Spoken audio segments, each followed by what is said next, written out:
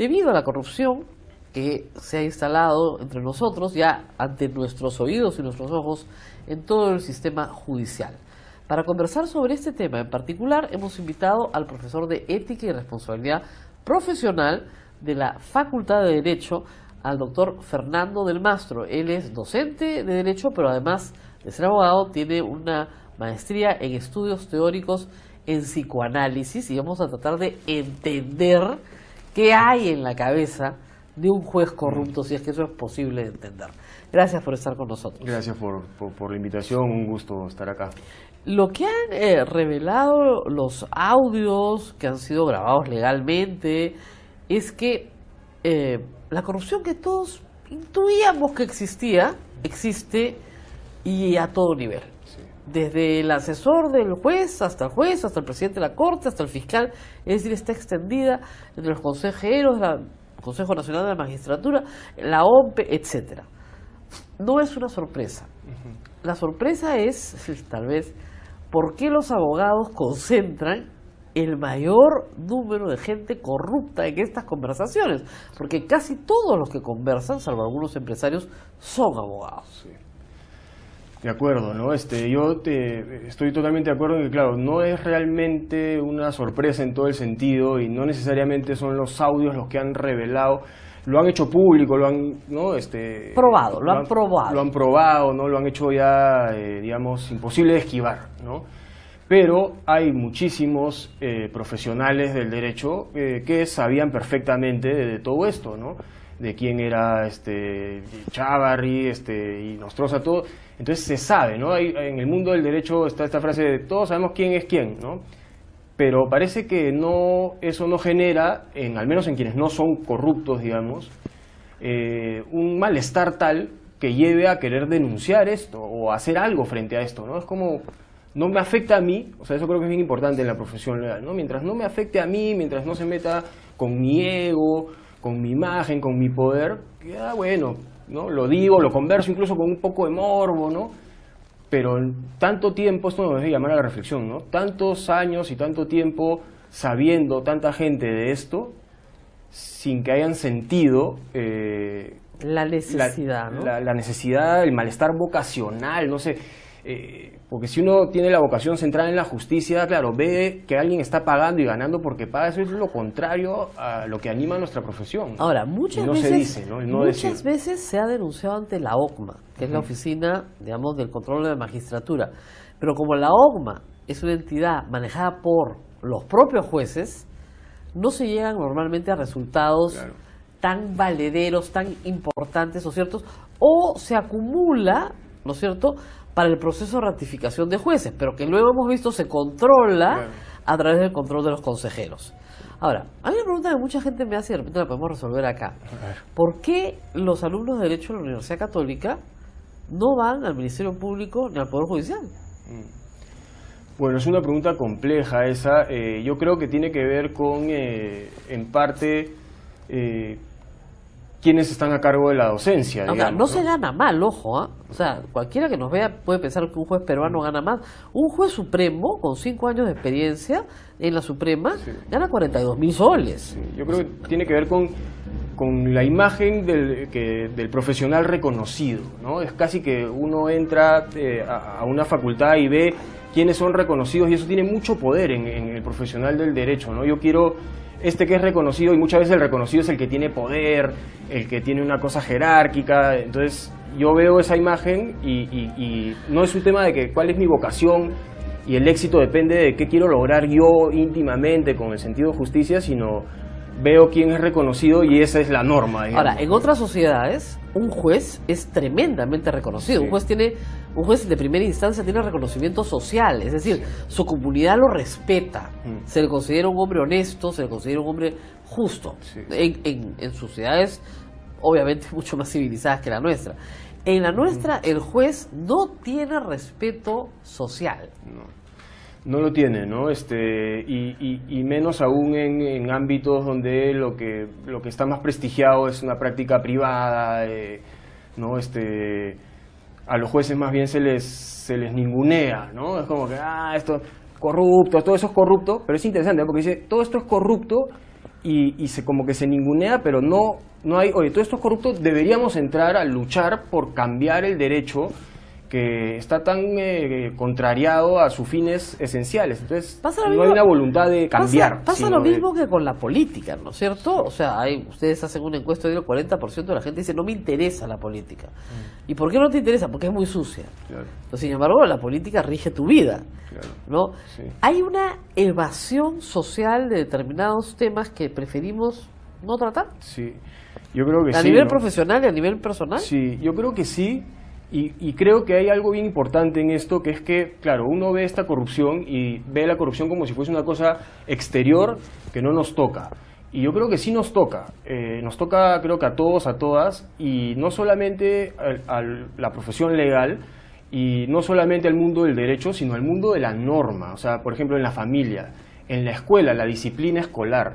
Ahí es donde la experiencia que uno tiene con las normas va dejando huellas. Entonces uno puede aprender, por ejemplo, que quien tiene poder no tiene que cumplir la norma. Y quien no lo tiene, si le reclama a quien tiene poder, suena. O sea, claro. a callar. Uno aprende a callar, uno aprende a leer la norma según lo que me conviene. O sea, ¿cuántos tenemos eso? O sea, cuando en juego está nuestro pellejo, cuando en juego está nuestra imagen, el texto de la norma lo leemos según lo que sirve para defendernos, para no malograr nuestro placer, ¿no? Estoy yendo a la playa con un grupo de amigos, lo he planeado hace meses, me para el policía y pucha, bueno, ahí sí, ¿no? Pero cuando veo afuera, es como una especie de proyección de la sombra, ¿no? Yo creo que hay un psicólogo, psicoanalista, Carl Jung, que él decía, los conflictos que vemos afuera, lo que nos indigna afuera, hay que aprender a verlo adentro. Y yo creo que ahí todos, en toda instancia, tenemos unas fallas éticas, no sé si llamarlo así, pero... Claro, es algo así como que si lo hago yo, sí puedo, pero los demás no pueden. Exacto, ¿no? O sea, es una especie del imperativo moral categórico inverso. Claro. O sea, Sí, algo así. hago universal lo que está mal, pero que en realidad no quiero que sea universal. Solamente yo lo puedo hacer, Sí. aún cuando yo sepa que está mal. Exacto, ¿no? Pensemos en la disciplina escolar, ¿no? Es como uno es muy indulgente con la propia falta de ética, ¿no? Uno la bloquea, la reprime y no la ve, ¿no? Uno no ve su propia sombra y más bien la ve en el otro, ¿no? La ve en el Estado, la ve donde también está, ¿no? O sea, evidentemente. Pero eso no quita que también esté en nosotros y que el trabajo que haya que hacer sea general. Yo creo que, por ejemplo, no sé si esto lo llega a ver alguien en el Ministerio de Educación, pero algo que a mí me parece muy necesario es hacer un diagnóstico de cómo se está formando el vínculo con la norma y con la autoridad en las escuelas y en la disciplina escolar. Claro. Porque ahí, o sea, hay informes de la Defensoría del Pueblo, diversas investigaciones que muestran que todo lo malo en nuestra relación con la norma está presente ahí, ¿no? Entonces, después más bien o sea, ¿por qué se cumple la norma y por qué no? Cumplo la norma porque si no hay sanción, ¿no? Y la norma es algo que viene de arriba, la cumplo Claro, porque cuando si la no lógica... sancionan, no porque tenga un sentido, porque... Ahora, nos genera una convivencia. Aún podrías tener hasta una ética utilitaria, es decir, cumplo la norma porque a todos nos conviene cumplirla, porque si no la cumplimos, viviríamos en el caos, ¿no? Allá es una ética, si quieres, hasta utilitaria, es decir, hago cola porque sé que me va a esperar, en algún momento me van a atender. Si yo salto sobre todos los demás saltan sobre mí, nos agarramos a golpes en la cola, no tienen a ninguno. Entonces, aun cuando haya una distinción utilitaria, bastaría esa para poder asegurar la convivencia social.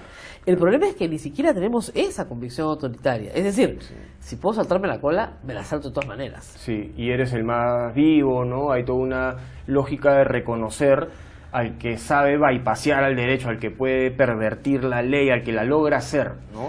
Eso es reconocido como una virtud, como una destreza, claro, pero no a quien hace lo correcto. Pero mira, incluso algunos pedidos de Nostroza son cosas que él podía conseguir regularmente. Necesitaba un certificado de antecedentes penales para poder viajar.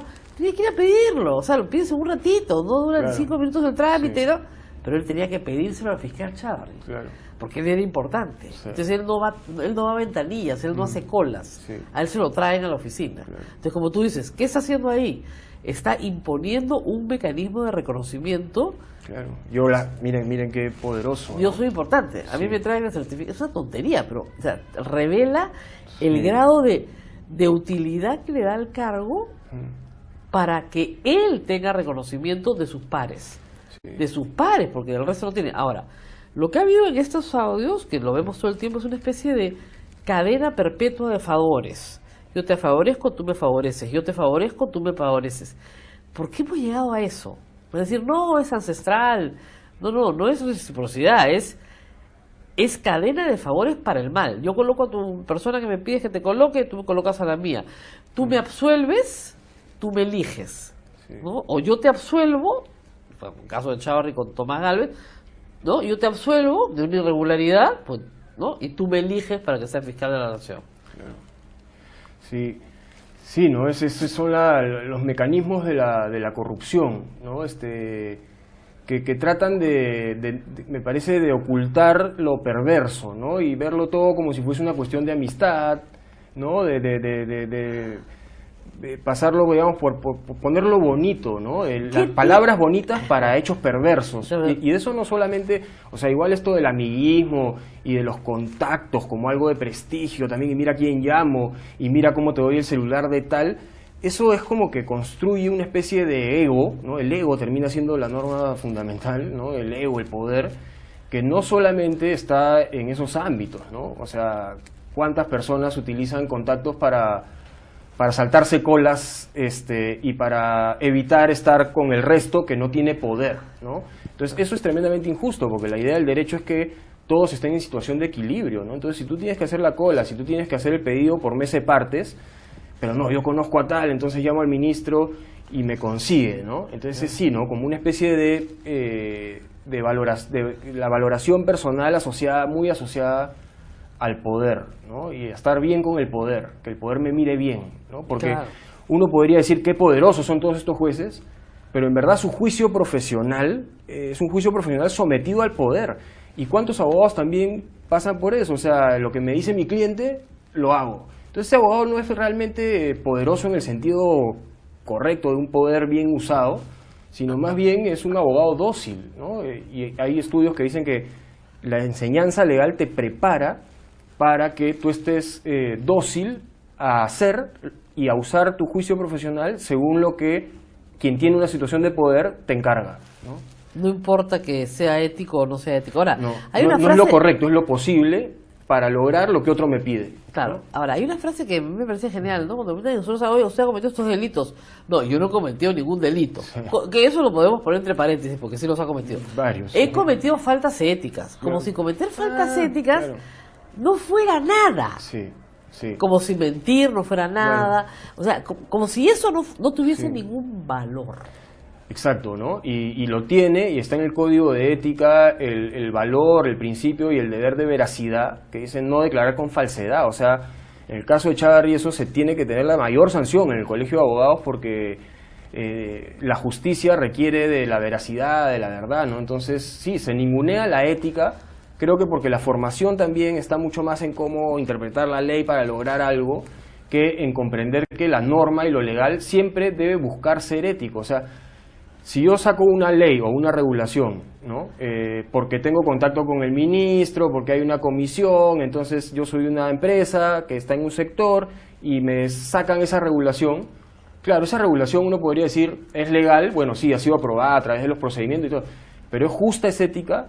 No, porque si esa regulación afecta a otra parte que no ha tenido ese contacto con el ministro o con o con el congresista, es una norma que sale de una relación desequilibrada. Entonces, claro, pongamos un ejemplo que creo que es facilísimo de entender. El señor Chávarri el señor Inostroza presenta una acción de amparo para que le den un bono que no le corresponde. ¿Ok? Tú tienes 5 años en la Corte Suprema, te dan un extra, 7.200 soles o 7.400 soles. Él tenía año y medio. Presenta una acción de amparo que se la aprueban, ¿quiénes? Sus amigos jueces, ¿no es cierto? Y le dicen que sí, que él tiene razón. Y a partir de agosto tenía que comprar el bono. Pero no solamente eso, le dicen que hacia atrás tiene que cobrar los devengados. ¿Quién lo resuelve? Sus propios amigos jueces. ¿Ok? En el caso de Chávarri, si el Colegio de Abogados de Lima, al cual pertenece, le quita la colegiatura, él deja de ser abogado y está incurso en una falta clarísima del código. Sí, ¿Y qué va a hacer? En varias. ¿Y qué va a hacer el señor Chávarri? Va a interponer una acción de amparo para decir que le están negando el derecho al trabajo. Sí. Y la va a ganar. Porque ¿quién va a resolver? Sus patas. Sus amigos jueces. Sus patas, ¿no? Sus patas. No. los amigos a los cuales él también les tiene que hacer en el futuro favores. Claro. Les tiene que contratar a las sobrinas, Claro. les tiene que conseguir entradas para el mundial. Claro, entonces, a esas personas que van a resolver qué me importa, qué es lo correcto, me importa que después me va a regresar un favor. Entonces es el imperio del propio placer, del narcisismo, ¿no? Que es terrible en realidad, ¿no? Es un Ahora, yo problema creo que hay del que dar narcisismo. lucha, ¿no? Y claro, es un narcisismo perverso, ¿no? Un narcisismo mezclado con la ibris ahí de la gana de pervertir, de dominar, de la discordia, ¿no? De lograr. Ahora, eso tiene una fuerza anímica, ¿no? Ahora, en el O sea, caso de Walter Ríos, que está procesado también, es interesante porque su poder no solamente lo ejerce en el ámbito de sus asesores, sino llega hasta el hostigamiento sexual. Exacto, sí. O sea, sí, el poder se ejerce sobre distintas áreas, Claro. ¿no es cierto? El dominio sexual sobre las trabajadoras, el dominio sobre su chofer, el dominio sobre su asesor, el dominio sobre los jueces que están debajo de él y la lucha permanente por mantener la hegemonía, que es la palabra. Sí, yo creo que acá estamos en una lucha que probablemente Sigmund Freud, Albert Einstein, que hablaron sobre la guerra en algún momento, calificaron todas estas problemáticas como mitológicas, ¿no? O sea, yo creo que hay fuerzas anímicas que terminan usando personajes, digamos, y una de ellas es la perversión, ¿no? La dominación, ¿Por lo qué? cruento, ¿no? ¿Por qué? Porque el ser humano tiene eso. No, yo sé, es claro. parte del Todos ser humano. tenemos un lado Claro. maligno. Pues, El problema es que la otra fuerza, que es la justicia, que también tiene una gran fuerza, no está siendo avivada. No está Exactamente. siendo... Los incentivos están dados para que lo otro funcione. Sí, ¿no? Es O la sea, fuerza que está dominando, pero vemos ahora, igual hay una fiscal, igual hay investigadores, igual hay abogadas que han luchado por esto del CNM tanto tiempo, entonces la fuerza de la justicia puede ser avivada a través de diversos Puede modos. prevalecer. Y Pero digamos, toca, ¿no? en medio de todo este Hay- laberinto, esta semana a un juez lo encuentran gomeando. Sí, sí. Entonces, ¿por qué lo hace? ¿Es suicida? ¿Está loco? ¿Quiere que lo voten? No. Yo creo que lo que él sabe es que tiene impunidad garantizada. Sí. Es la única razón. Sí, o eso y claro, ya es parte de su identidad, ¿no? De su valor ya está asociado a esa práctica, ¿no?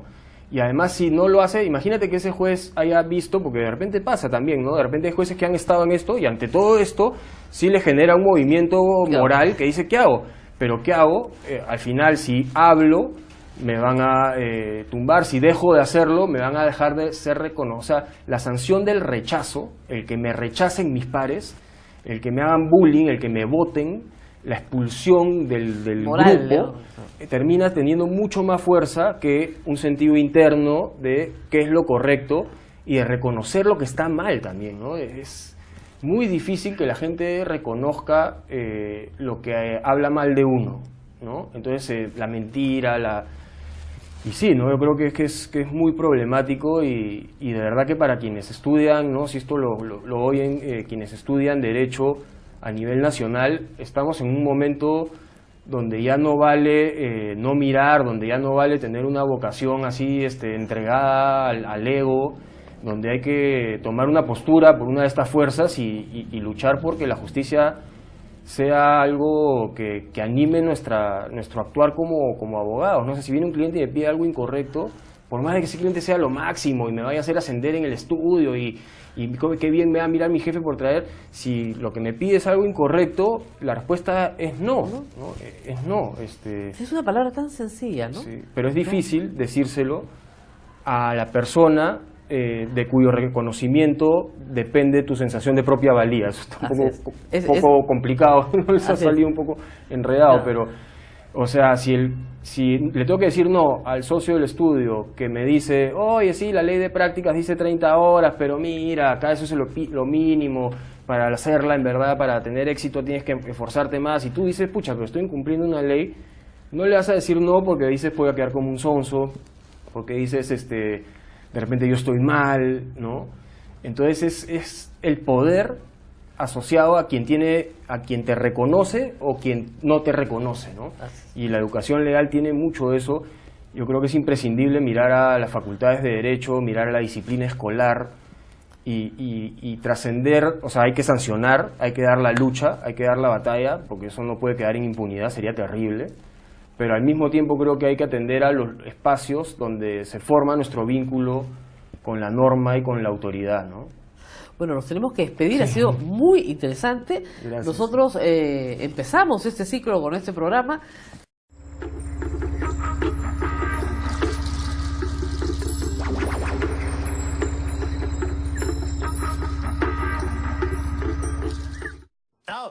Gonzo, que se emite los domingos por la noche, está cosechando grandes datos de audiencia, porque la gente está hambrienta de encontrar un programa de televisión que no le tenga miedo a nada. Y es que cuando la gente ve a Rachel Maddow, lo que ve en realidad es una persona tapándose por el miedo. Y lo mismo sucede al ver la CNN, a presentadores como Wolf Blitzer, que se basan en el miedo. Estados Unidos se ha convertido en un país de gatos asustados. Bueno, eso es lo que pasa en los medios de noticias por cable. En cambio, si ven Gonzo, se darán cuenta de que ocurre todo lo contrario, de que descubrimos a personas normales y sin miedos a cosas como los fantasmas que deambulan por medio de Estados Unidos. Exacto. Pero a juzgar por los contenidos de otras cadenas, parece que viviéramos en un país de gatos asustados. Eso es por las noticias falsas que proyectan una representación falsa de la gente. En fin, vamos a ver un titular sobre el multimillonario estadounidense Sam Zell, que ha construido gran parte de su riqueza gracias a su actividad como promotor inmobiliario. El multimillonario Sam Zell compra oro por primera vez en lo que constituye una apuesta por una disminución de la oferta. He comprado oro por primera vez en mi vida porque me parece una buena cobertura, declaró en una entrevista a Bloomberg TV Sam Zell, fundador de Equity Group Investments. La oferta está disminuyendo y eso va a influir positivamente en el precio. Zell se ha dado cuenta de que, durante la caída de los precios, la extracción ha tocado fondo, sin que esté llegando nueva oferta, con una demanda que sigue siendo muy elevada y que encima va a más, sobre todo a nivel de los bancos centrales. Por tanto, ahora resulta que los multimillonarios se unen a los bancos centrales y también apuestan por el oro, que tiene una oferta muy limitada. El hecho de que ya apenas quede oro sobre la faz de la Tierra hace que el metal haya alcanzado su cenit. Y como ya he dicho otras veces, cuando los bancos centrales tengan problemas para comprar oro, acabarán apostando por el Bitcoin, añadiéndolo a sus reservas estratégicas. Se rumorea que Rusia podría ser el primer país en optar por esta estrategia, aunque no se conocen los detalles. Lo que sí está claro es que habrá algún banco central que empiece a incorporar al Bitcoin junto al oro a sus reservas estratégicas, dando lugar con ello a una apuesta loca por ambos activos. Como digo, Sam Zell es promotor inmobiliario y lo cierto es que el mercado de la vivienda es una clase de activo más parecida al oro que lo que pueda serlo un derivado, por ejemplo. Vamos, que invierte en activos duros. Pues bien, esta es la primera vez que invierte en el oro, cuyo precio, según él, va a tener que subir. Por cierto, Tyler Jenks, al que entrevistamos a principios de año, predijo que el oro caería hasta los $600. O sea que o tiene razón él o la tiene Sam Zell, aunque yo desde luego apostaría por este último, habida cuenta de su comprensión de la oferta y la demanda. Los del lado de Tyler Jenks apuestan por una subida del dólar hasta sus niveles máximos, por un triunfo de la divisa estadounidense en una economía mundial, aún con un marcado carácter deflacionista. Tiene sentido, desde luego. Lo que pasa es que también nos encontramos en pleno proceso de desdolarización y de desglobalización, por lo que la gente está como loca por encontrar refugios seguros. Y el oro lo es como consecuencia de la pérdida de confianza en el dinero fiat, especialmente en el dólar. Una pérdida de confianza que suele traducirse en hiperinflación y que dejaría la divisa estadounidense por los suelos. Vamos a ver dos interesantes tweets que, justapuestos el uno al otro, nos cuentan una cosa muy interesante. Ya sabes que en Estados Unidos tenemos un cierre de la administración, lo cual no impide que el gobierno siga gastando dinero. Pues bien, vamos a ver un tuit de Catherine Rampell de Washington Post. Los aranceles que ha impuesto Trump al acero han hecho aumentar el precio del acero estadounidense un 9%, una subida que generará en torno a 8.700 puestos de trabajo. Sin embargo, por cada empleo generado, las empresas se embolsarán $270.000 adicionales de beneficio bruto, mientras que los usuarios tendrán que pagar $650.000 extra. O sea que, aunque los aranceles de Trump han creado 8.700 puestos de trabajo, cada uno de ellos va a costarnos $650.000. Pues bien, vamos a ver un tuit publicado al mismo tiempo en Alemania que dice así. Los 14 billones de dólares de gasto monetario y fiscal desde que empezara la flexibilización cuantitativa han creado en torno a 13 millones de puestos de trabajo en Estados Unidos, lo cual supone que cada nuevo empleo ha costado $1 millón según el Deutsche Bank. O sea que después de esos 14 billones de dólares de estímulo monetario, Trump ha reducido el costo de cada empleo nuevo a tan solo $650,000, frente al millón que ha costado crear cada puesto de trabajo por parte de los burócratas, planificadores y banqueros centrales. La elección de los legisladores y los banqueros está clara. Pueden crear burbujas de activos, como las que hay en las bellas artes, en los chalés, en estaciones de esquí o en los apartamentos de Park Avenue en Nueva York. O también pueden crear burbujas de los salarios.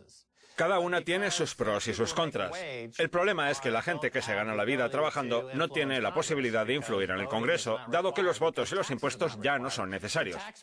De hecho, cada año en Estados Unidos se recaudan $3,5 billones en impuestos, lo cual es una nimiedad al lado de los $1.000 billones que mueve el mercado de los derivados, en el que los bancos centrales emiten moneda de la nada. Vamos, que el dinero de nuestros impuestos no es necesario. Igual que para el gobierno de Arabia Saudita tampoco son necesarios los votantes, porque a los mulás y los príncipes les basta con extraer más petróleo. O sea, que igual que han creado la burbuja de los activos, podrían haber creado una burbuja de los salarios que podrían haber pasado a 30, 40 o 50 dólares la hora, en cuyo caso la economía habría crecido al 10% y la clase media se habría enriquecido enormemente. Pero han preferido no hacerlo, porque eso no les ayuda personalmente a ellos, a esos monarcas y charlatanes.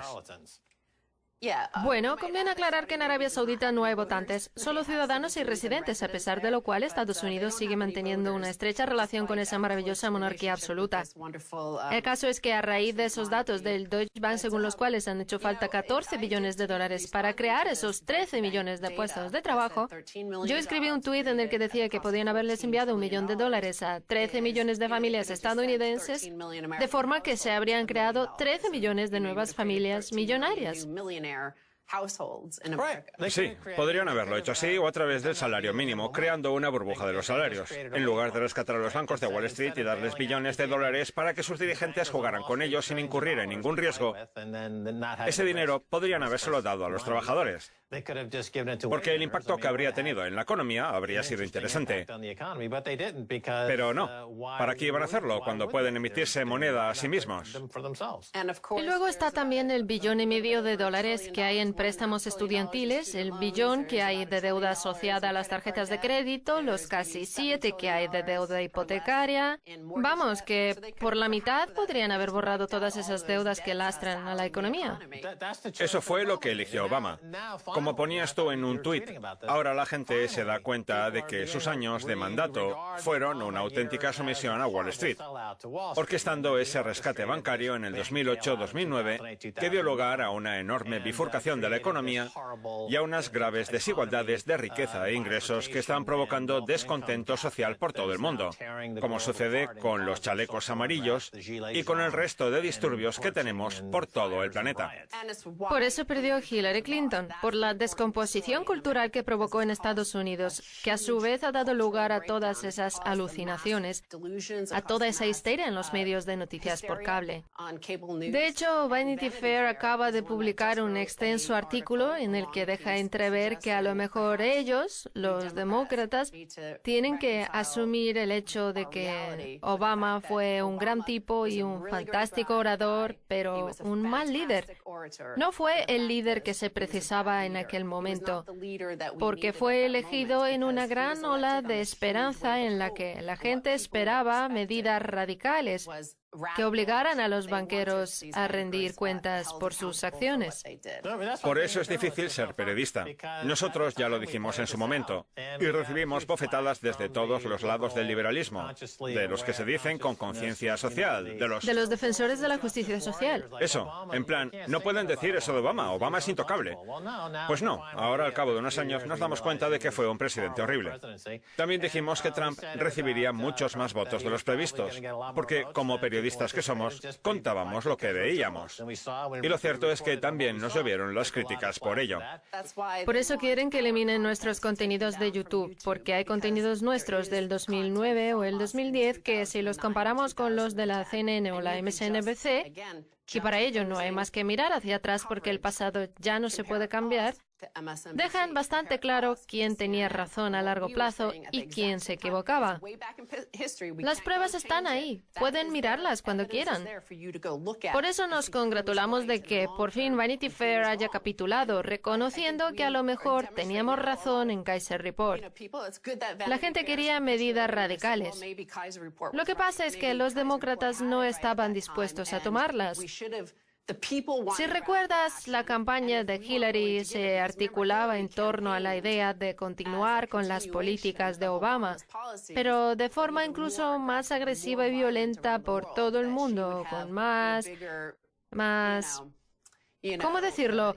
Más testosterona a escala mundial, bombardeando a más pueblos y atacándoles con más drones que Obama, manteniendo a su vez las mismas políticas respecto a Wall Street.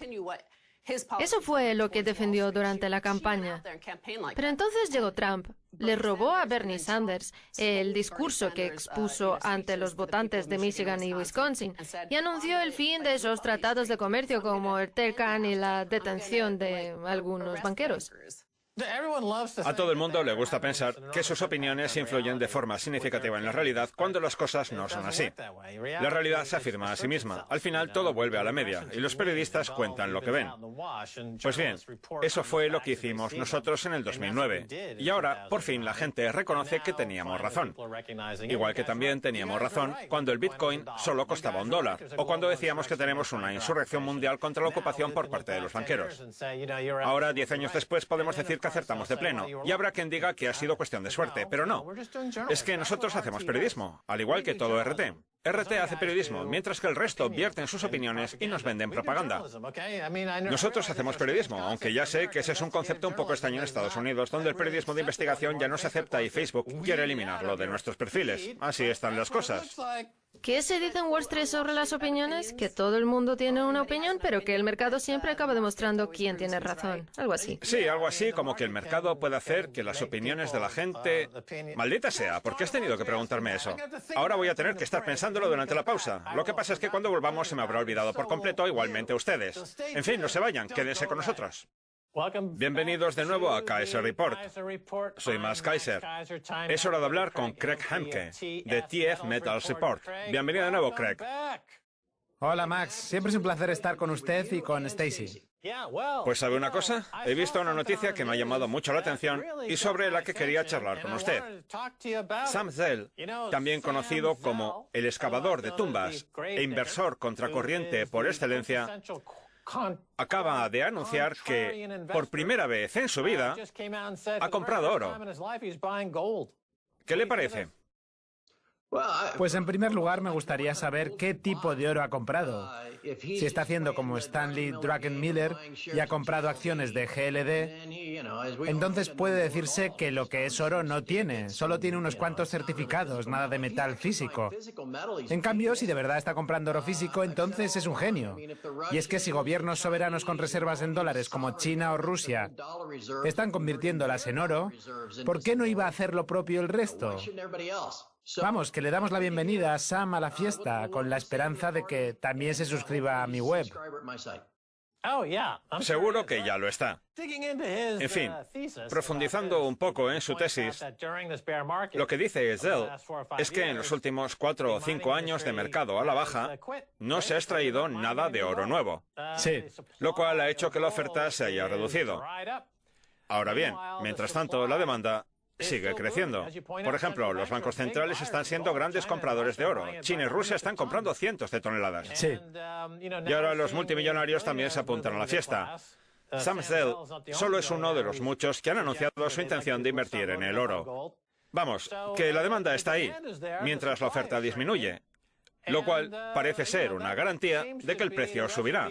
¿No le parece, Craig? Sí, Max. Eso es lo que cabría esperar en cualquier mercado normal, como ha sido el caso del Bitcoin, porque cada vez que se ha reducido la oferta futura a la mitad, el precio se ha incrementado notablemente. Y estoy seguro de que volverá a pasar una vez más. El problema es que desde el año 1975 el precio del oro en el mercado está marcado por la alquimia. La cantidad de oro físico es muy pequeña. Y además, como señala usted, la que se extrae cada año cada vez es menor como consecuencia del aumento de los costos con un dólar que oscila en ambas direcciones.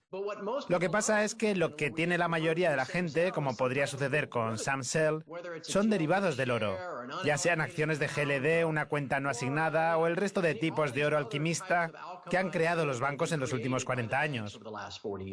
La clave está en rediseñar el sistema para que el precio lo determine el intercambio físico, cosa que de momento no está pasando. Pero sí, tiene razón en lo que dice Max. La oferta disminuye y la producción de las minas se mantiene, como mucho, estable, mientras la demanda aumenta, lo cual en condiciones normales debería traducirse en un incremento del precio. Aunque yo creo que la subida que tendremos este año va a achacarse más a los riesgos políticos y a las medidas de la Reserva Federal que a la oferta procedente de las minas. Muy bien. Usted ha escrito hace poco que el 2019 va a ser para los metales preciosos similar al 2010, cuando la plata cotizaba en los $50 la onza. Sí. ¿Puede explayarse un poco más? Voy a intentar explicarlo de la forma más breve posible. Al inicio del 2010 no se hablaba de otra cosa que de los brotes verdes de la economía, con un PBI que creció en torno al 3% en el segundo trimestre. Además, la flexibilización cuantitativa ya había tocado a su fin, porque supuestamente se trataba de una medida excepcional y las cosas tenían muy buena pinta. Sin embargo, a finales del 2010 empezó a hablarse de la posibilidad de poner en marcha un segundo programa de flexibilización cuantitativa con una caída en picado del dólar cuando la gente se dio cuenta de que las cosas estaban lejos de arreglarse. Y ahí fue cuando el oro y la plata empezaron a despegar. Pues bien, yo creo que ahora nos encontramos en una situación parecida en la que todo el mundo reconoce que la economía estadounidense está desacelerándose, el riesgo político crece a marchas forzadas. Si recuerda, en el verano del 2011, Standard & Poor's rebajó las calificaciones de la deuda. Había un intenso debate sobre el techo de gasto. Se había producido un cierre de la administración. Pues bien, esta misma semana, Fitch ha hablado de la posibilidad de rebajar la calificación de la deuda estadounidense, por lo que las similitudes son muchas. Supongo que ya sabrá lo que dicen de que la historia no se repite, pero rima.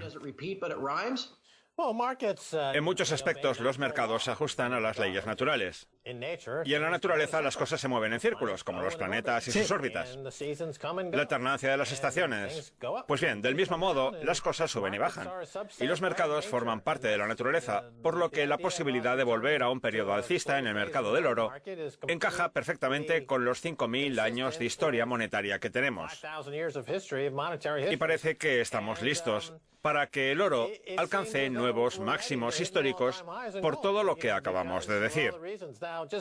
En fin, volviendo a lo que decía usted antes sobre el cártel que manipula los precios a la baja, inundando el mercado de órdenes de venta falsas, el problema es que de todas las leyes que existen contra esas órdenes de venta falsas, no se aplica ninguna. Por lo que los que llevan a cabo esta práctica pueden marcharse de rositas, igual que otros delincuentes financieros del sector bancario, que lleva pagados unos 300.000 millones de dólares en multas para cubrir sus huellas y sobornar a quien les haga falta para seguir adelante con sus delitos manifiestos. Ahora bien, como dice Warren Buffett, cuando baje la marea, veremos quién no lleva puesto el bañador, que es lo que ya ocurrió con Bernie Madoff. Pues bien, da la sensación de que la marea empieza a bajar para el estatus del dólar como divisa de reserva mundial. El mundo se desdolariza a la vez que se desglobaliza. Y si los inversores optan por alejarse del dólar e invertir en activos seguros, ahí estará el oro, Craig. Max acaba de sacar dos temas importantes. Uno es el dólar. Siempre hablamos del precio del oro en dólares, que es lo que preocupa a los bancos y a los bancos centrales, porque el dólar sigue siendo la divisa de reserva mundial. Ahora bien, cuando dice usted que el oro alcanzará nuevos máximos históricos, lo cierto es que si lo comparamos con otras divisas, ya se encuentra en ese punto en comparación con el dólar australiano y muy cerca en comparación con el dólar canadiense. Y ya no le quiero ni contar respecto a divisas que se devalúan, como el rial iraní o la rupia hindú, frente a las cuales el oro está teniendo el comportamiento que tiene que tener. Pues bien, dentro de no mucho, al dólar estadounidense le acabará pasando lo mismo, por lo que el oro también cotizará en máximos históricos comparado con él. En relación con lo segundo que decía usted sobre los bancos y la corrupción, desde mediados de diciembre el precio del oro ha subido entre 40 y 50 dólares, lo cual es una subida decente de en torno al 3 o el 4%. Sin embargo, durante ese mismo periodo, solo en el COMEX se han creado entre 110.000 y 120.000 nuevos contratos de ese oro alquimizado y falso del que hablábamos. Contratos que se han vendido a los especuladores que quieren adquirir exposición al oro. Pues bien, Max, esa cantidad es equivalente a 325 toneladas de oro imaginario que se han creado de la nada, y todo ello en un mes. Por eso el precio en el COMEX no ha cambiado. Es como hacer disminuir el número de acciones de un valor en bolsa.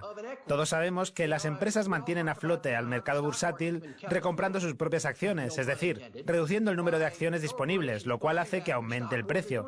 Ahora bien, si una empresa emite una serie de acciones para comprar una empresa rival, eso suele hacer que el precio baje, porque hay más oferta.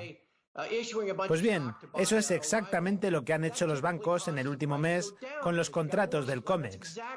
Incrementar el número de títulos un 28%. Yo creo que esto es lo que peor se entiende sobre los mercados de los metales preciosos, porque en ellos lo de que por cada comprador hay un vendedor es mentira.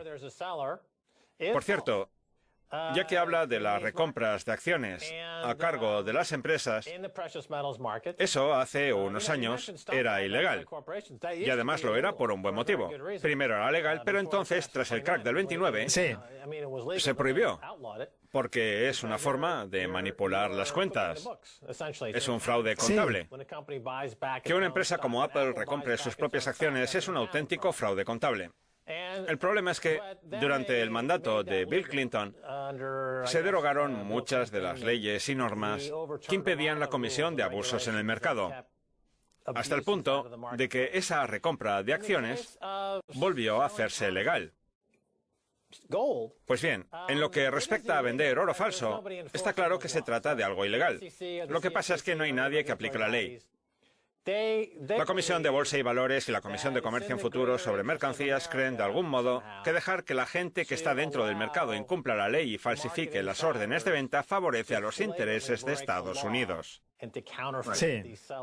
Porque eso beneficia al dólar, que es lo único que protege al país de los bárbaros. Estoy seguro de que la Comisión de Bolsa y Valores y la Comisión de Comercio en Futuros sobre Mercancías ven las noticias por cable de la CNBC o de la MSNBC y se creen esas patrañas de que el dólar y Estados Unidos están siendo atacados, por lo que consideran necesario que unos cuantos miembros de Wall Street se embolsen miles de millones de dólares falsificando órdenes de venta. El problema es que eso nunca sale bien. Les acabará saliendo el tiro por la culata y pondrán en riesgo a todo Estados Unidos como empresa. Sí. La verdad es que toda esta ceguera me tiene horrorizado. Porque lo cierto es que está acabando con el país. Sí. Pero bueno, vamos a hablar de la plata, a la que parece esperarle un futuro brillante. ¿No lo cree así? Bueno, pasa como con el oro, porque el mercado está gestionado de la misma forma. Fíjese qué disparate, Max. El precio de la plata física lo determinan las operaciones que se realizan con los contratos de derivados que los bancos crean de la nada, apoyándose en un metal que no tienen y que nunca esperan que les entreguemos. Pues bien, esos contratos son adquiridos por especuladores que tampoco tienen la menor intención de asumir ese metal físico. Solo les preocupa que sus beneficios sigan subiendo en los gráficos. La verdad es que esos contratos podrían tener cualquier nombre. Naranjas, pelotas de béisbol, no importa, porque no están en absoluto relacionados con ningún metal físico. Solo se opera con ellos en ambas direcciones. Punto. Y encima se deja que sean esos contratos los que determinen el precio. Es un auténtico disparate que entronca perfectamente con otros disparates, como las intervenciones del Grupo de Trabajo sobre los Mercados Financieros, que mantiene los mercados bursátiles a flote, la flexibilización cuantitativa que mantiene los intereses bajos, o los 22 billones de dólares de deuda que tenemos y que no parecen interesarle a nadie. Así es el mundo en el que nos ha tocado vivir, un mundo que acabará cayendo bajo el peso de la realidad económica. Usted identificó en el 2009 y el 2010 todo el fraude que se escondía detrás de la plata, y el hecho de que actualmente la onza cotice en los 15 o 16 dólares es una auténtica locura. Por lo que yo creo que cualquiera que decida adquirir plata física y guardarla en su caja fuerte tendrá una generosa recompensa en el futuro. Craig, si le parece, seguimos hablando el próximo día, pero antes de irnos, díganos cómo puede seguir la gente su trabajo. Sí, Max, desde aquí invito a la audiencia de Kaiser Report a entrar en tfmetalsreport.com. Además, por ser espectadores del programa, tendrán a su disposición un cupón con un descuento del 50% en la suscripción del primer mes. Una gran oportunidad.